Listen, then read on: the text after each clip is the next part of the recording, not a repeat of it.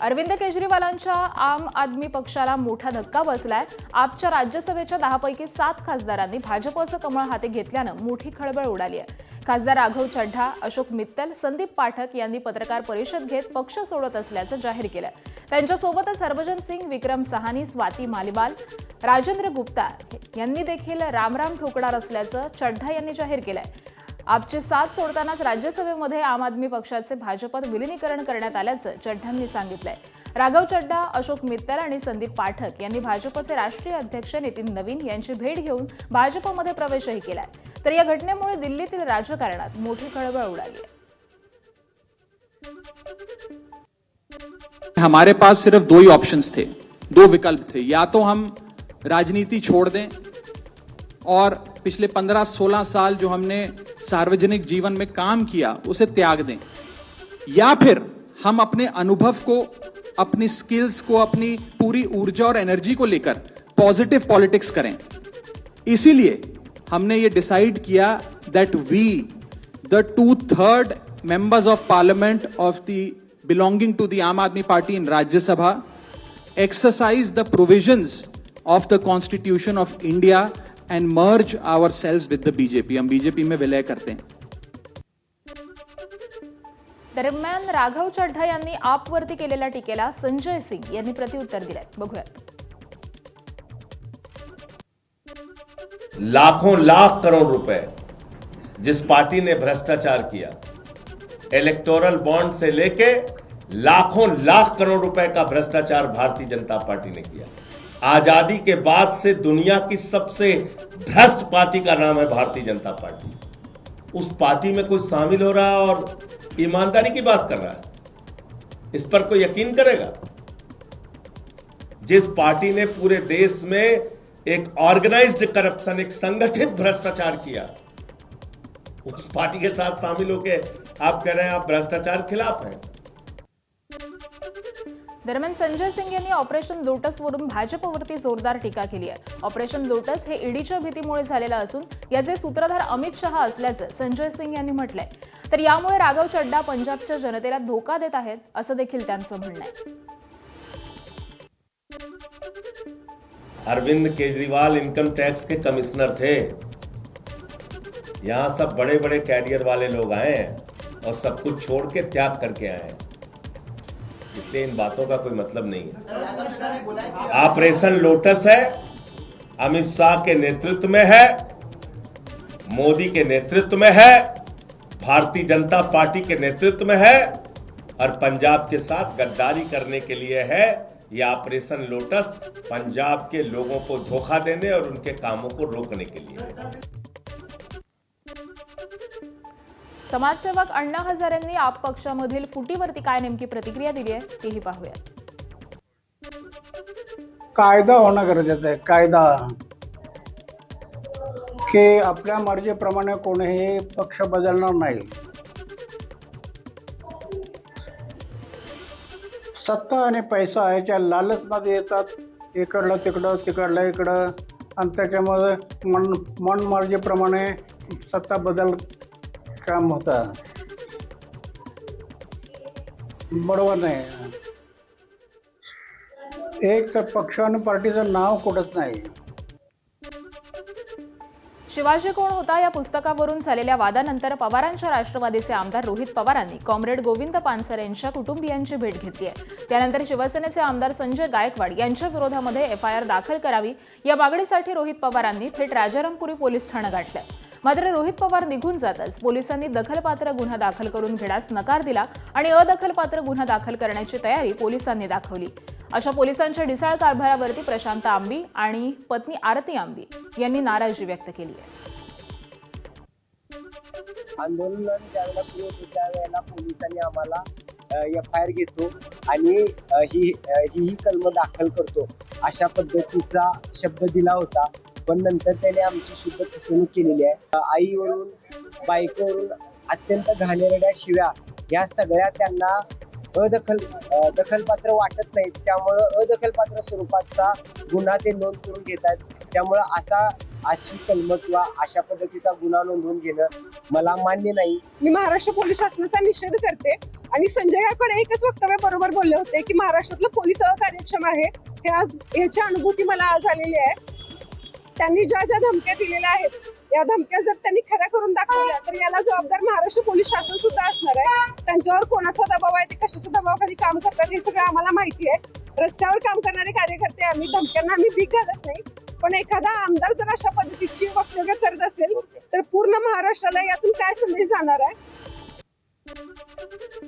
शिवाजी कोण होता या पुस्तिकेचे प्रकाशक प्रशांत आंबी यांना आमदार संजय गायकवाड यांनी फोनवरून अश्लील भाषेमध्ये शिवीगाळ केली होती. याबद्दल त्यांनी आता दिलगिरी व्यक्त केली आहे. दरम्यान छत्रपती शिवाजी महाराजांचा उल्लेख नेहमी सन्मानपूर्वकच व्हावा ही आपली ठाम भूमिका असल्याचं आमदार संजय गायकवाड यांनी स्पष्ट केलंय. संबंधित पुस्तकामधील एकेरी उल्लेखावरती आक्षेप घेत त्यांनी हा विषय वादाचा नसून संस्कार आणि आदराचा असल्याचं मत व्यक्त केलंय. दरम्यान अलीकडच्या वादामध्ये आपल्या तोंडून काही योग्य अयोग्य शब्द गेले असल्याची जाणीव व्यक्त करत त्यांनी मनापासून दिलगिरी देखील व्यक्त केली आहे. मला त्या पुस्तकाबद्दल माझा काही आक्षेप नाही. ज्यांनी कोणी ते पुस्तक प्रकाशन केलं त्यांनी फक्त छत्रपती शिवाजी महाराज यांचा सन्मानजनक वापर त्या ठिकाणी करावा. मी जे काही त्यांना रात्रीच्या वेळेला त्यांना शिवगाळ केली, त्यांच्या आईबद्दल बोललो असेल किंवा त्यांच्या पत्नीबद्दल, त्याबद्दल मी दिलगिरी व्यक्त करतो. पण ज्याला कुणाला बुलढाण्यातून पुस्तक वाचायचं असेल का महाराष्ट्रात आणखी कुठं वाचायचं असेल, त्याला आमची विनंती आहे की आपण आपल्या बापाचं नावसुद्धा एकरी घेत नाही तर महाराजांचं नाव किमान छत्रपती शिवाजी महाराज असंच नाव त्याच्यामध्ये उल्लेख करा आणि मग खुशाल पुस्तक वाचा. आम्ही पण तुमचं ऐकायला त्या ठिकाणी येतो, पण महाराजांचा नावाचा उल्लेख एकेरी करून करोडो हिंदूंचा अपमान करू नका. महाराष्ट्राच्या परिवहन विभागानं मराठी भाषेच्या सक्तीसाठी मोटार वाहन नियमांमधील नियम 4, 78 आणि 85 मध्ये महत्त्वपूर्ण बदल प्रस्तावित केलेत. तसा प्रस्ताव गृह विभागाकडे सादर करण्यात आलाय आणि या प्रस्तावित सुधारणांनुसार आता सार्वजनिक वाहनं आणि मीटर असलेल्या कॅब चालवण्याचा परवाना मिळवण्यासाठी, त्याबरोबरच जुन्या परवान्याचं नूतनीकरण करण्यासाठी चालक मराठी भाषेचं ज्ञान असणं हे बंधनकारक करण्यात येणार आहे. प्रवाशांशी संवाद सुलभ व्हावा आणि राज्याच्या अधिकृत भाषेची प्रभावी अंमलबजावणी व्हावी या उद्देशानं उचललेलं हे मोठं पाऊल मानलं जात आहे.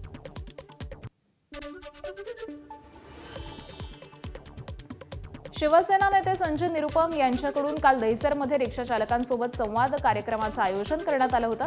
मात्र निरुपम यांच्या या कार्यक्रमाला मनसेनं विरोध केला. यावेळी दहिसरमध्ये मनसे आणि शिवसेनेचे कार्यकर्ते आमनेसामने आले, त्यामुळे या भागामध्ये पोलिसांना मोठा बंदोबस्त तैनात करावा लागला.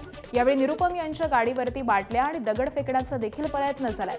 त्यानंतर पोलिसांनी गोंधळ करणाऱ्या कार्यकर्त्यांना ताब्यात घेतलं आणि वातावरण शांत झालं. प्रेम का माध्यम है, भाषा संवाद का माध्यम है. भाषा के नाम पे वाद विवाद नहीं होना चाहिए. हमारा आग्रह सिर्फ इतना है, मैं अपने ऑटो वाले भाइयों के साथ संवाद करने के लिए आया हूं, विवाद करने के लिए नहीं. मैं उनसे यही कहूंगा कि बोरीवली के साइली स्कूल में, कॉलेज में जो मराठी शिक्षण का एक अभियान शुरू हो रहा है, उसमें सभी लोग इनरोल करिए अपने आप को और मराठी भाषा सीखने का, बेसिक चीज सीखने का प्रयत्न करिए. ऐसा आग्रह कहीं गलत नहीं है. संदीप देशपांडे देखील निरुपम यांच्यावरती भडकलेले पाहायला मिळाले. संजय निरुपमांच्या विरोधामध्ये संदीप देशपांडेंनी काय म्हटलंय पाहूयात. उत्तर भारतीय लोकांची बोलत, त्यांची मराठी बोलायची तयारी आहे ना. हा संजय निरुपम कोण करणार आहे? जे उत्तर भारतीय रिक्षावाले आहेत किंवा टॅक्सीवाले त्यांची स्वतःची तयारी आहे. ते म्हणतात आम्ही मराठी बोलू म्हणून. आज पण तिथले लोक म्हणतात आम्ही मराठी बोलायला तयार आहोत. संजय निरुपमच्या पोटात काय दुखतंय? दरम्यान मुंबईच्या अंधेरी पश्चिम भागामध्ये उत्तर भारतीय रिक्षा चालकांनी मराठी सक्तीच्या निर्णयाचं स्वागत केलंय. आम्ही महाराष्ट्रामध्ये राहतो तर मराठी आलंच पाहिजे आणि आम्ही मराठी शिकणार अशी भावना यावेळी रिक्षा चालकांनी व्यक्त केली आहे. हाँ, स्टिकर लगाते हैं. नवीन कुमार राय मेरा नाम है. मैं इनका मराठी का स्वागत करता हूँ और सीखने का प्रयास करूँगा. हम सीखना चाहेंगे. स्वागत योग्य निर्णय है. सीखना अनिवार्य है. हम सीखेंगे. मुंबईतील रिक्षा चालकांच्या मराठी बोलण्याबाबत परिवहन राज्यमंत्री माधुरी मिसाळ यांनी आपली भूमिका स्पष्ट केली आहे. सांगलीमध्ये एका कार्यक्रमात बोलताना त्यांनी मराठी बोलण्याच्या सक्तीवरून वादंग आहे असं वाटत नसल्याचं म्हटलंय. थोडेफार रिक्षा चालक आहेत त्यांचं मराठीत बोलणार नाही असा अट्टहास आहे. मात्र जर ते 25 वर्ष महाराष्ट्रामध्ये राहत असतील तर त्यांना मराठी यायलाच हवं असं देखील मिसाळ यांनी स्पष्ट केलंय. थोडेफार समाजामध्ये जे लोक आहेत की ज्यांचा अट्टहास आहे की मी बोलणार नाही मराठी, त्या अट्टहासामधनं ते लोक त्याच्यासाठी विरोध करत आहेत. असं नाही की त्यांना मराठी बोलता येत नाही, त्यांना मराठी बोलता येतं. आणि जसं आपण म्हणतो की आपण ज्या देशात जाऊ त्या देशाचा वेश, जर 25 वर्ष तुम्ही महाराष्ट्रात राहत असेल तर यू शुड स्पीक मराठी. त्याच्यामध्ये वाईट काय मला असं वाटत नाहीये. ठाकरेंच्या शिवसेनेच्या नेत्या सुषमा अंधारे यांनी काँग्रेस प्रदेशाध्यक्ष हर्षवर्धन सपकाळ यांची भेट घेतली आहे. आगामी विधान परिषदेच्या निवडणुकीसाठी राजकीय हालचालींना वेग आलाय. काल हर्षवर्धन सपकाळ यांनी उद्धव ठाकरे यांची भेट घेतलेली होती आणि सुषमा अंधारे यांनी हर्षवर्धन सपकाळ यांची भेट घेतली. मुंबईच्या वरळीमधील भाजपच्या जन आक्रोश मोर्चा दरम्यान वाहतूक कोंडीनं व्यथित झालेल्या महिलेप्रती मुंबई पोलिसांनी स्पष्टीकरण दिलंय. महिलेविरोधामध्ये कोणताही गुन्हा दाखल नसल्याचं पोलिसांनी स्पष्ट केलंय. मात्र पोलिसांनी कारवाई केल्याची सोशल मीडियावरती जोरदार चर्चा सुरू आहे. दरम्यान ॲडव्होकेट गुणरत्न सदावर्ते यांची मुलगी झेन सदावर्ते हिनं बंदोबस्तावरती असलेल्या अधिकाऱ्यांना शिवीगाळ केल्याप्रकरणी वरळी पोलीस ठाण्यामध्ये तक्रार दाखल करण्यात आली आहे. Some entitled lady, some entitled madam can't come out of a Mercedes and expect the people to be okay with her cursing out. हमारे देश के police officers, there is a way. If she felt कि कोई inconveniences है, if she felt कोई traffic jam है, she can't aggressively come threaten the police officers. So yahi pe aaj Worli police station mein I went to the senior police officer and I have filed a complaint. I have requested to lodge an FIR. महाराष्ट्रानंतर आता केंद्र सरकारनं artificial paneer म्हणजे चीज analogue वरती मोठा निर्णय घेतलाय. Food safety and standards authority of इंडियाच्या नियमांनुसार हॉटेल आणि रेस्टॉरंटमध्ये पनीरच्या नावाखाली स्वस्त पर्याय विक्री करणाऱ्यांवरती कारवाई केली जाणार आहे. 1 मे पासून या नियमांची अंमलबजावणी होणार असून ग्राहकांची फसवणूक रोखण्यावरती भर दिला जाणार आहे. पनीरच्या नावाखाली चीज अॅनालॉग अर्थात आर्टिफिशियल पनीर विक्रीस बंदी. देशातील hotel, restaurant, caterers, fast food चालकांना केंद्राचे आदेश आहेत. तर 1 मे पासून पनीरऐवजी चीज अॅनालॉग असं मेन्यू कार्डमध्ये नमूद करणं हे अनिवार्य आहे, अन्यथा मोठ्या कारवाईचा इशारा देण्यात आलाय. आहेत जे फास्ट फूड जॉईंट्स आहेत किंवा छोट्या मोठ्या आस्थापना असतील, अशांना आता हितनं पुढे अॅनालॉग चीज वापरता येणार नाही की अॅनालॉग चीज पनीर म्हणून विकता येणार नाही. आणि जे आस्थापना असे फॉलो करणार नाहीत हे नियम, त्यांच्यावरती कडक कारवाई ही फक्त राज्यातच नव्हे तर संपूर्ण देशामध्ये होणार आहे.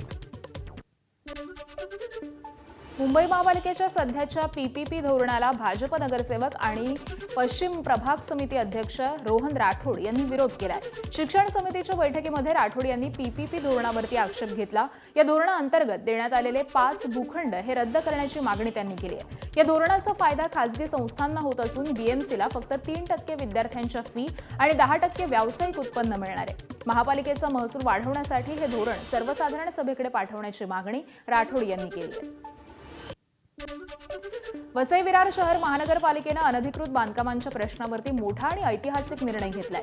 वसई विरार परिसरामधील 2025 पर्यंत उभारलेल्या सगळ्या अनधिकृत चाळी आणि त्याचबरोबर ज्या इमारतींना अद्याप ओसी मिळालेले नाहीत अशा सर्वांना पालिकेकडून नळ कनेक्शन देण्याचा निर्णय घेण्यात आला. या निर्णयामुळे अनेक वर्षांपासून पाण्यासारख्या मूलभूत सुविधेपासून वंचित असलेल्या रहिवाशांना मोठा दिलासा मिळणार आहे. मात्र या निर्णयावरती कायदेशीर प्रश्नचिन्ह देखील उपस्थित होत आहे. कारण मुंबई उच्च न्यायालयानं 2024 मध्ये दिलेल्या आदेशानुसार अनधिकृत बांधकामांना कोणत्याही प्रकारच्या सोयी सुविधा पुरवू नयेत असे स्पष्ट निर्देश देण्यात आलेले होते. त्यामुळे महापालिकेच्या या निर्णयाबाबत कायदेशीर स्तरावरती चर्चा रंगण्याची शक्यता आहे. वसई तालुक्यामध्ये स्लम एरिया ही खूप आहे. अनेक लोकांनी रूम्स फ्लॅट विकत घेतलेले आहेत, परंतु बिल्डरांनी त्यांची फसवणूक केलेली आहे. त्यामुळे त्या बिल्डिंगला ओसी मिळालेलं नाही आहे. ह्यामुळे आम्ही एक चांगला निर्णय घेतलेला आहे की इतर ठिकाणी लोक पाणी कुठेतरी नन कनेक्शन चोरीने घेणार, त्यापेक्षा त्यांना ऑफिशियली पाणी कनेक्शन कसं देता येईल. वसई तालुक्यात राहणारा व्यक्ती, नागरिक हा आपल्या विश्वासावर या ठिकाणी राहतो. तो कुठेतरी भडकडला जाऊ नये आणि त्याला एक मूलभूत गरज म्हणून पाणी आहे तर पाणी त्याला मिळावा, त्यासाठी आज आम्ही हा एक निर्णय घेतलेला आहे. शरद पवारांच्या राष्ट्रवादीचे आमदार रोहित पवारांनी साताऱ्याच्या कराडमध्ये प्रसिद्ध गजानन रेस्टॉरंटमध्ये मिसळ पाववरती ताव मारलाय. यावेळी कराड नगर परिषदेचे माजी विरोधी पक्षनेते सौरभ पाटील यांच्यासह राष्ट्रवादीचे पदाधिकारी आणि कार्यकर्ते मोठ्या संख्येने उपस्थित होते. एबीपी माझा, उघडा डोळे बघा नीट.